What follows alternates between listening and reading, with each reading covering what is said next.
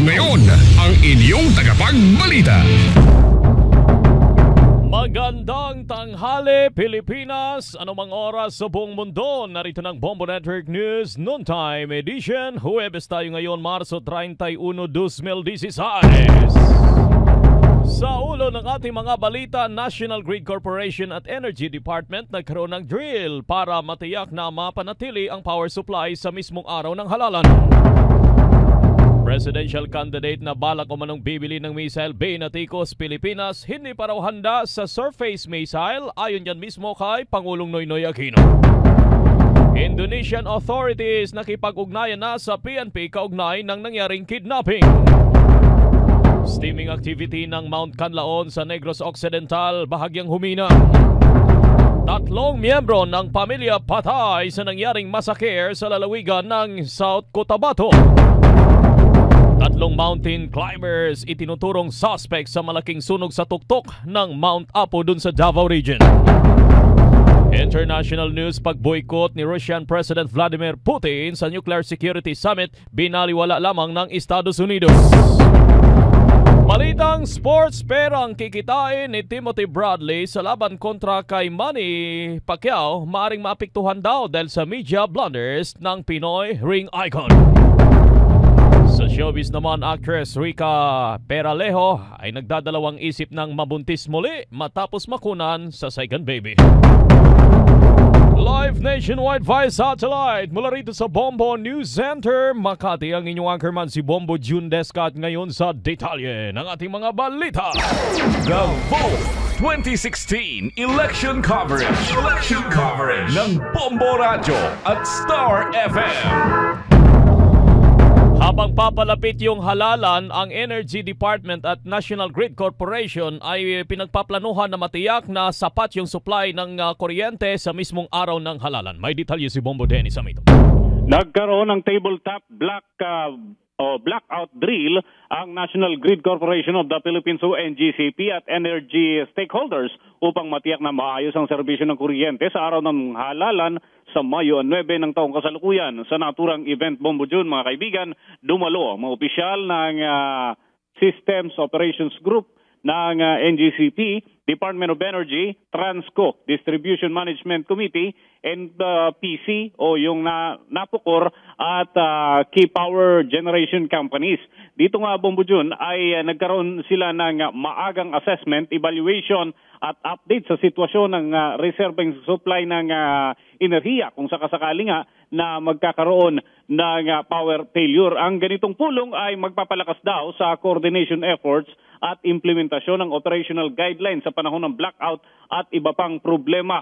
Natuwa naman ang COMELEC sa naturang hakbangin upang matiyak daw na hindi babagsak ang kuryente sa araw mismo ng eleksyon, lalo't gagamitan ng power supply ang mga makinang gagamitin sa darating na eleksyon. Bagamat may reserbang baterya para sa bawat makina, itong vote counting machines, tiyak naman umano nakukulangin ito ng enerhiya kung sakasakaling tatagal ng mahigit 14 na oras ang mismong proseso ng eleksyon. Matatandang una ng sinabi ng COMELEC na magpapabagal sa kanilang proseso ang pag-iimprenta ng vote receipt para sa bawat botante. Mula sa COMELEC, Bombo Dennis Amito nag-uulat para sa Pambansang Radyo ng Pilipinas. Pas Radio, Bombo! Susunod, presidential candidate na balak umanong bibili ng missile Bay Naticos. Detalye susunod, standby. Hi, Derek Ramsey here. You know, Dunkin' Donuts has been a big part of my life. When I was a little boy, my dad used to surprise me and my sister with my favorite Boston cream, Bavarian, and strawberry filled. And as a student in the US, the highlight of my day would be heading down to Dunkin' Donuts with my hungry buddies. I'm not faking this, guys. Dunkin' Donuts has been and always will be a favorite treat of mine. Dunkin' Donuts. There's no other donut for me. Samahan natin si Grace po sa kanyang gobyernong may puso. Malinis ang pangalan, merong tibay, lumalapit kay Grace po tayo. Tutulungan tayo, kay Grace po tayo. Political advertisement paid for and by Mary Grace Polia Manzares. Ground floor, Lyco Building, Cabildo Street, Intramuros, Manila. At ngayon, narito na ang iba pang mga pangunahing balita. Yung presidential candidate naman ay balak bibili ng missile binatikos. Mula dyan sa Malacanang, may detalye si Bombo Raymond Tinaza. Ang kinestyon ngayon ni Pangulo Aquino ang pahayag ni Senador Grace Poe na hindi sana masyadong minamaliit daw ng China at Pilipinas kung mayroon na tayong surface-to-air missile. Sinabi ni Pangulo Aquino, hindi yata alam ng senadora na kailangan ng matinding pag-aaral dahil hindi pa nasubukang magkaroon ng missiles ang bansa. Ayon sa Pangulo Aquino, kalokohan din ang ipagpaligsahan ng armas sa China, lalo pa ito ay isang superpower, kaya diyak daw na mamulubi ito ang Pilipinas at mapabayaan ang ibang sektor gaya ng edukasyon at pangkalusugan. Hindi naman daw sa ayaw o walang pambili ng missile pero hindi po tayo handa sa teknolohiya, sa kailanganing kasangkapan at tauhang magmanyobra nito. Mula sa Malacanang, Bombo Raymond Tinaza nag-uulat para sa pambansang radyo ng Pilipinas, basta radyo Bombo. Hindi kayat ni Liberal Party Presidential Standard Bearer Mar Rojas ang mga negosyante na huwag pagdamutan ang mga mahihirap na kababayan. Sinabi ni Rojas na karapat-dapat ang mga mahihirap sa kaukulang tulong para magkakaroon o makaahon sa kahirapan. Ayon kay Rojas, tinatamasa na ng marami sa mga mayayaman ang kaginhawaan habang nananatiling pangarap pa lamang ito sa mga mahihirap. Hindi naman daw awa o sa anumang dahilan kundi obligasyong tanawin ang kanilang sakripisyo at kontribusyon lalo na sa mga magsasaka at mangingisda. Magbabalik ko kami. Stand by. Political ad na naman. Alisin nga ang props. Yung cast, ang set. Alam natin totoo ang problema ng kahirapan. Kaya ang solusyon dapat totoo rin. Trabaho. Pag may trabaho, may pagkain, gamot, pangmatrikula, may pag-asa. Nagawa na natin ito dati sa mga call centers at pabrika. Kaya natin gawin ito muli, basta magkasama tayo. Political ad paid for Mar Rojas by the Liberal Party, Balay Expo Centro, Quezon City. At ngayon, narito na ang iba pang mga pangunahing balita. Indonesian authorities nakikipag-ugnayan na sa PNP kaugnay ng nangyaring kidnapping dyan sa Southern Mindanao. May detalye mula dyan sa Campo Crame, si Bombo Annalise Soberano. Bombo John, nananatili pa rin sa kustodiya ng Languyan PNP ang tugboat na Brahma 12 kung saan sakay ang 10 Indonesian crew na parasahang dinukot ng mga pinaniniwalaang miyembro ng bandidong Abong Sayyaf. Sa pakikipag-ugnay ng Bombo Radio kay PO1 Arsenio Alama ng Languyan Municipal Station sa Tawi-Tawi, kanyang sinabi na hinigpitan nila ang pagbabantay sa na-recover na tugboat at kanila itong kinodo nang sa gayon hindi basta-basta mapasok ng mga sibilyan. Anya hanggang sa ngayon wala pang pumupunta ng mga Indonesian officials para tignan ang tugboat.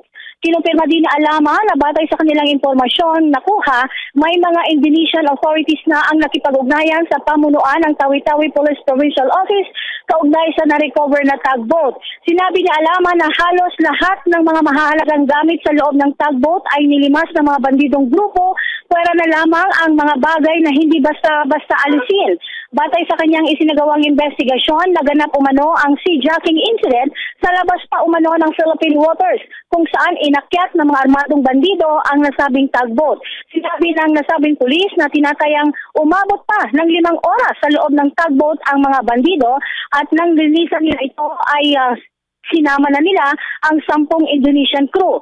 Batay sa ibinigay na deskripsyon ni Alama sa Bombo Radio, malaki ang tugboat Brahma 12 na kanilang na-recover. Galing Indonesia ang nasabing tugboat at patungo sana ito sa Batangas. Una rito ang magkapatid na Nixon at Brown Mukpadil na ang mga tauhan ni Abu Sayyaf Subleader Al-Habsi Nisaya ang nanguna sa pag-akyat sa nasabing tugboat. Mula Campo Crame, Bombo Annalise Soberano nag-uulat para sa Pambansang Radyo ng Pilipinas. Basta Radio, Bombo! Samantala mga kaibigan, yung maki-update muna tayo sa steaming activity ng Mount Canlaon sa Negros Occidental. May follow-up report ang Bombo Radio Bacolod. Humina na ang steaming activity ng Mount Canaon sa nakalipas na 24 oras simula na nagkaroon ng phreatic eruption noong Martes. Batay sa visual observation ng PBOX ay bumaba na sa weak hanggang moderate ang taas ng usok sa crater ng bulkan na umaabot na lamang sa 200 hanggang 500 meters mula sa 1.5 kilometer. Naging maputi na rin mula sa dark gray ang usok, palatandaan na kaunti na lang ang mga bato at iba pang mga materials ang ibinubuga nito. Samantala, humina din ang seismic activity kung saan umabot na lang sa 5 ang naitalang volcanic quakes mula sa 10 kahapon. Yan ang ulat mula rito sa Bombo Radyo Bacolod para sa Bombo Network News. Bombo Dinef Antenor Flores, nag-uulat para sa Pambansa Radyo ng Pilipinas. Basta Radio, Bombo! 12 minuto na makalipas ang alas 12 ng tanghali. Sa mga sandaling ito ay makakasama ho natin ang Executive Director ng Coconut Industry Reform Movement Incorporated, si Mr. Joey Faustino. Sir, kayo po'y live sa Bombo Radio Philippines Nationwide. Magandang tanghali o sa inyo, sir. Magandang tanghali po, Bombo June, at sa inyong mga tagapakinig sa Bombo Radio. Oo, pag-usapan nga natin itong Coco Levy Fund sapagkat recently po ay maraming pumuna doon sa statement ng tambalang Po Escudero tungkol sa Coco Levy Funds. Ano po yung masasabi nyo doon, sir? Kami man po ay naglabas din ng aming sariling statement at kami ay nagulat at dismayado na ang Senator Grace Poe at ang Senator Chis Escudero ay tila pinagtatakpan ang papel ni Dandingco Huangco dito sa buong usapin ng Coconut Levy. Kung matatandaan po natin, ang si Dandingco Huangco at ang COCOFED na kasama niya ay isa sa mga nagpatagal ng litigation dito sa kaso ng Coconut Levy. Ang Coconut Levy po ay halos 200 bilyong pisong halaga balor, at ang tanging nababawi pa lang dito ay ang 70 billion. Ito ay nabawi ng gobyerno at mahigit 100 bilyon pa ang nasa ilalim ng kontrol nila Dandingco Huangco at ng kanyang grupo sa COCOFED. Ito yung nakakalungkot na sinasabi nila Senator Grace po na wala na daw po si Danding sa usapan na ito. Oo, pero sa tingin nyo, sir, mahalaga bang usapin yung Coco Levy kaugnay ng halalan? Sa halalan po natin, kasi tapos na ang mga panahon ng pangako, sawang-sawa na po ang mga magninyog sa pangako, ang kailangan ho malaman ay kung ano na ang dapat gagawin. At sa gagawin po ay kailangan mailinaw din ng ating mga kandidato kung nasaang panig ba sila. Mahigit 40 taon na pong naghintay ang mga magninyog sa kanilang benepisyo mula dito sa napakalaking halaga ng Coconut Levy. Sumulat sa pool, ang nakikinabang lamang dito ay iilang mga tao na grupo ng malalaki. Ang ating mga magninyog ang siyang pinakamahirap na magsasaka sa buong sektor ng mga magsasaka. Tama ang kanilang pamilya po ay aabot ito ng ika-4 na bahagi ng lipunang Pilipino sa ngayon. Kaya napakahalaga ho na ito ay pag-usapan ngayong eleksyon dahil kami po ay bahagi ng Kilos Magninyog. Kung natatanda ito, kami ang siyang nagmarcha mula Davao City hanggang Malacanang upang makapanayam ang Pangulo at nang publiko at sa ating pamahalaan na ang napakahalagang usapin ng kabuhayan ng mga magninyog at benepisyo nila mula sa sarili na mismong kontribusyon. Inaasahan ho ito ng ating mga magninyog sana ngayong administrasyon na ito, ngunit kinapang paggawa ng batas sa Senado. Kaya napakahalaga ho talagang pag-usapan ito ngayong eleksyon at kung ano ang magagawang mga programa, hindi ho mga pangako, kung hindi programa na maaring makatutulong sa buhay ng mga magninyog. Oo, Sir Joey, may iba ring mga tambalan na nagkukomento kaugnay ng isyong ito. Ano masabi nyo doon sa statement ni Mayor Rody Duterte at Senador Alan Cayetano? Kami po mismo ay naging saksi kahapon sa pagpapahayag ni Mayor Duterte at ni Senator Alan.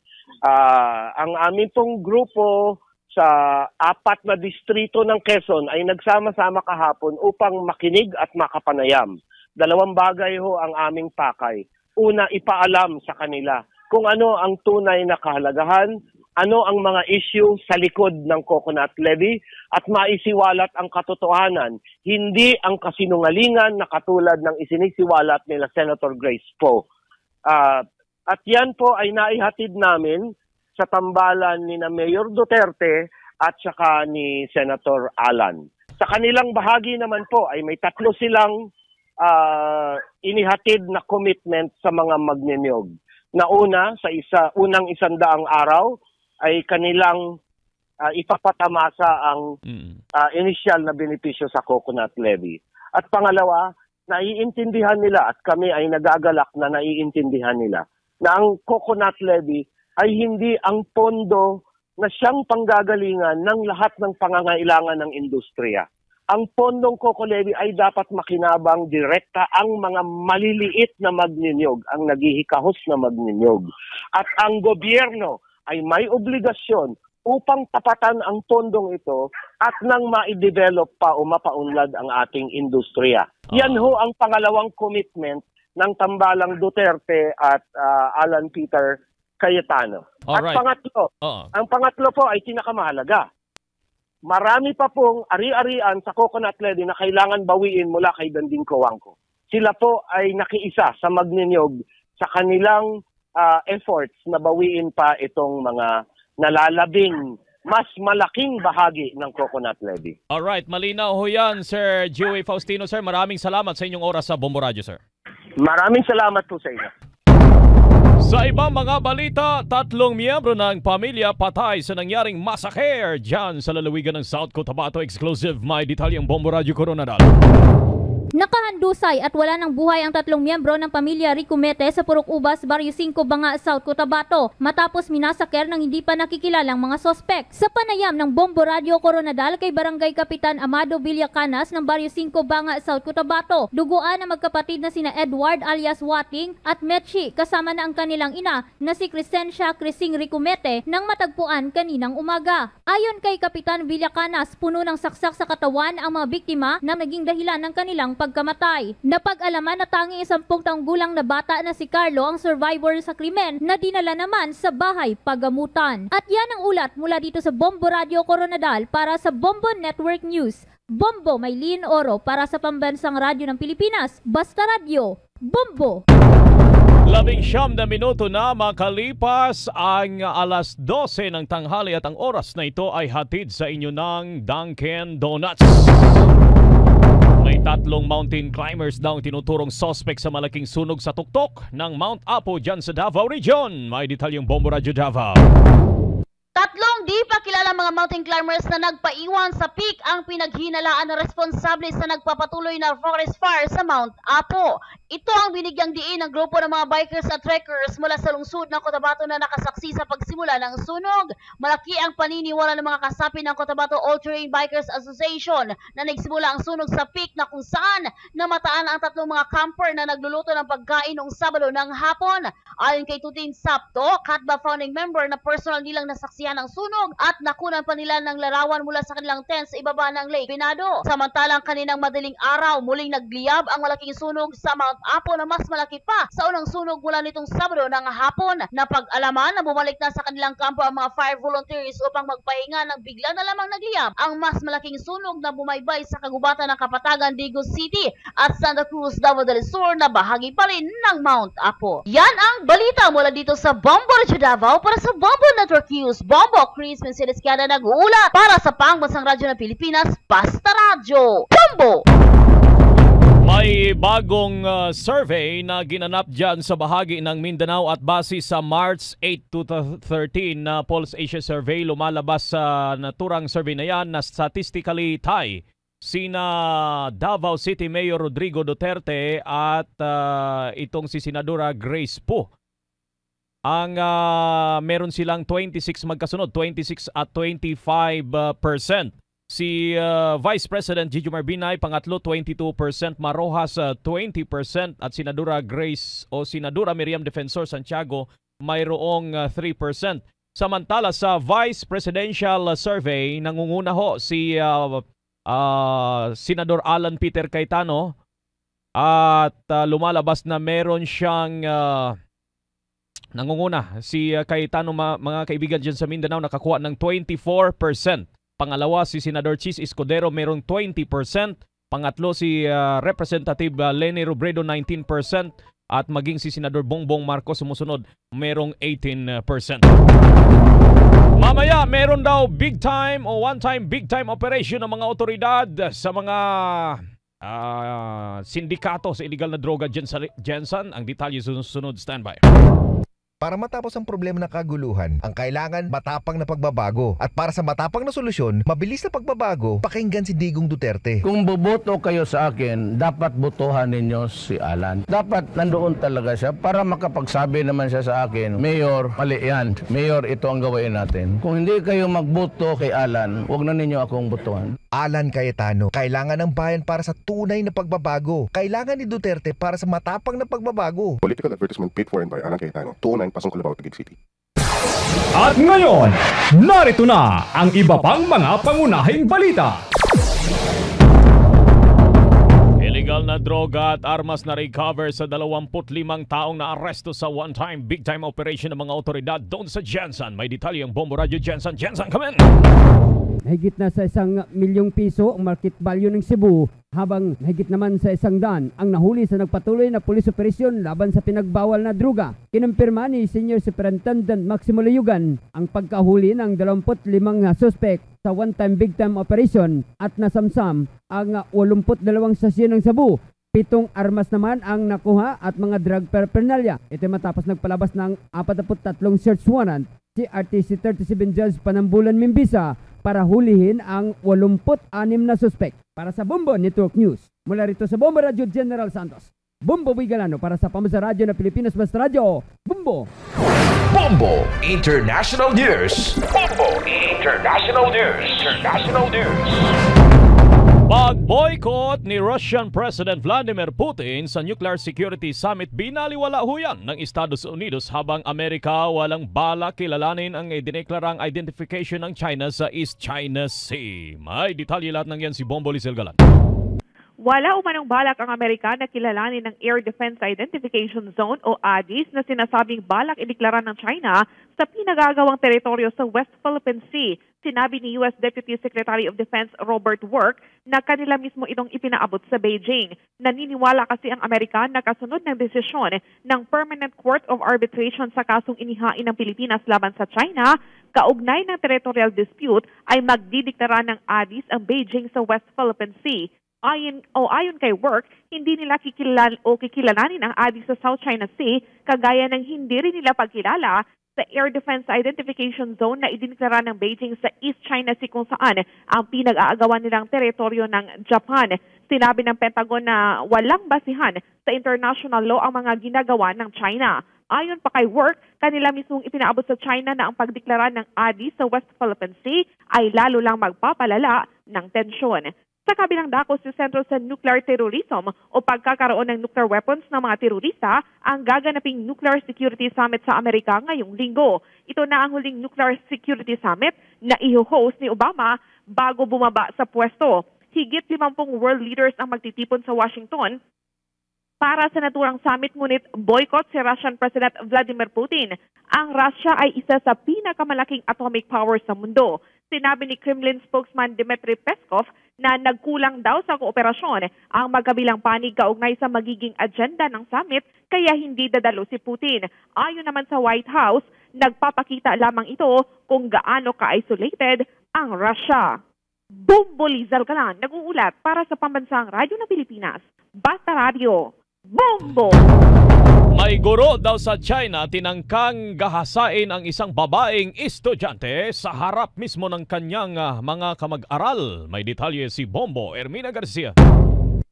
Viral ngayon sa Chinese social media ang isang guro na naghubad at nagtangkang gahasain ng isang babaeng estudyante sa harap ng kanyang mga kamag-aral. Nangyari ang insidente sa kasagsagan ng lunch break sa playground ng paaralan. Kinilala ang suspect na si Ho na guro at laboratory caretaker sa Taiping Middle School sa Guangxi Zhuang Autonomous Region sa Southern China. Malinaw na makikita sa kuha ng CCTV footage ang ginawa ng suspect kung saan niyakap at tinipit niya sa paderang babaeng biktima habang sumisigaw ito ng tulong sa kanyang mga kamag-aral. Sinabi ng tagapagsalita ng pulis na matagal nang may history ng sakit sa pag-iisip ang suspect simula pa lamang noong 2011. Nakatakda namang magtungo ang estudyanteng biktima sa isang psychiatrist matapos ang nakakatromang insidente.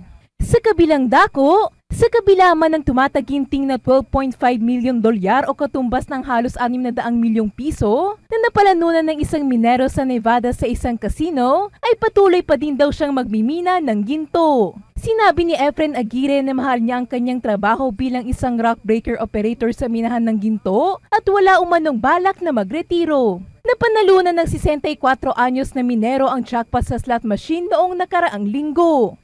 Para sa Bombo Network News, Pompo Irmino Garcia, nag-uulat para sa Pambansang Radyo ng Pilipinas, Basta Radio, Bombo!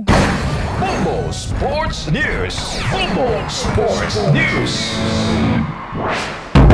Ang pera daw na kikitain ni Timothy Bradley sa laban kontra kay Manny Pacquiao maaring maapektuhan. Bakit kaya? Ibigay mo, Bombo J. Vincent Pasid. Nangangamba si welterweight champion Timothy Bradley na kakaunti lamang ang kikitain sa laban kontra 8th Division World Champion Manny Pacquiao sa Abril 9 araw sa Estados Unidos. Nabatid na nakasalalay ang kita ni Bradley sa laki na magiging pay-per-view sales ng nasabing laban. Napag-alaman na kung aabot sa higit 600,000 pay-per-view buys, kikita ang Amerikanong buksingero ng 7 o posible pang umabot sa 8 figures. Pero kapag hindi naman makaabot sa itinakdang marka, $6 million lang daw ang maiuwing premyo nito. Inaasahang lubhang maaapektuhan umano sa ngayon ang pay-per-view ng Trilogy Bout kasunod ng naging komento ng Pinoy Ring Icon noong nakaraang buwan tungkol sa mga miyembro ng LGBT community. Nabatid na nasa humigit kumulang 850,000 buys ang naitala sa naunang dalawang laban ni Pacquiao at Bradley. Pero dahil sa kontrobersyal na mga pahayag ni Pacquiao tungkol sa homosexuals at gay marriage, malaking katanungan sa ngayon kung maaabot ba ng third bout ang itinakdang marka. Sa NBA, tinakasan ng Golden State Warriors ang Utah Jazz sa score na 103-96. Gumawa ng panibagong record ng San Antonio Spurs sa straight win sa Baluarte matapos idiskaril ang New Orleans Pelicans sa score na 100-92. Pinahiya ng Dallas Mavericks ang New York Knicks sa score na 91-89 at inilampaso ng Toronto Raptors ang Atlanta Hawks sa score na 105-97. Bombo de Vincent Pasit nag-uulat para sa Pambansang Radyo ng Pilipinas, Basta Radio, Bombo! Bombo Showbiz Balita! Bombo Showbiz Balita! Showbiz Balita! Ang aktres na si Rica Peralejo ay nagdadalawang isip na magbuntis muli. Bakit kaya? Ibigay mo, Bombo Nes Mercado. Hindi pa umano masabi ng actress turned blogger na si Rica Peralejo kung kailan siya magiging 100% ready uli sa pagbubuntis. Ito ay matapos siyang dumanas ng miscarriage o makunan sa dapat sanay second baby nila ng non-showbiz husband at born-again Christian pastor na si Joe Bonifacio. Nasa 2 buwan pa lamang ay pinagbubuntis ng 35-year-old actress nang ito ay makunan kamakailan lamang at sabay sana sila ng pregnancy journey ng nakababatang kapatid at aktres ding si Paula Peralejo. Ayon kay Rica o Regina Carla sa tunay na buhay, parang ayaw na nitong sumubok muli na magka-baby kahit pa 5 chikiting sana ang kanyang pangarap at ngayon mayroon pa lamang 2 taong gulang na baby boy. Ngunit naiiyak din daw siya sa tuwing hinihimas ng kanyang panganay ang kanyang tiyan, sabay sabi na gusto na nito makita ang magiging kapatid. Yan ang report. Ito si Bombo Nes Biab Mercado para sa Pambansang Radyo ng Pilipinas, Basta Radio, Bombo! Sa nag-aabang sa resulta ng Swertres ng Philippine Charity Sweepstakes Office at para sa alas 11 na draw kaninang umaga, 11 a.m. draw, ayon sa PCSO ang lumabas sa Swertres ay numero 8, 2, 4, 8, 2, 4, alas 11 ho yan, Swertres. Bago tayo magpaalam, balikan ko lang ang ating mga headlines. National Grid Corporation at the Energy Department nagkaroon ng drill para matiyak na mapanatili yung power supply sa mismong araw ng halalan. Ang Indonesian authorities ay nakikipag-ugnayan na sa pulisya dito sa bansa kaugnay ng nangyaring kidnapping dyan sa Western Mindanao. Yung steaming activity ng Bulkang Kanlaon sa Negros Occidental bahagyang humina na. 3 miyembro ng pamilya patay sa nangyaring massacre sa lalawigan ng South Cotabato, may isa pa sugatan. 3 mountain climbers itinuturong suspect sa malaking sunog sa tuktok ng Mount Apo. International news, pag-boycott ni Russian President Vladimir Putin sa Nuclear Security Summit, binaliwala ho yan ng Estados Unidos. Direktamente live nationwide via satellite mula rito sa Bombo News Center, Makati. Ang inyong anchorman, si Bombo Jundesca para sa Pambansang Radyo ng Pilipinas. Basta Radyo, Bombo!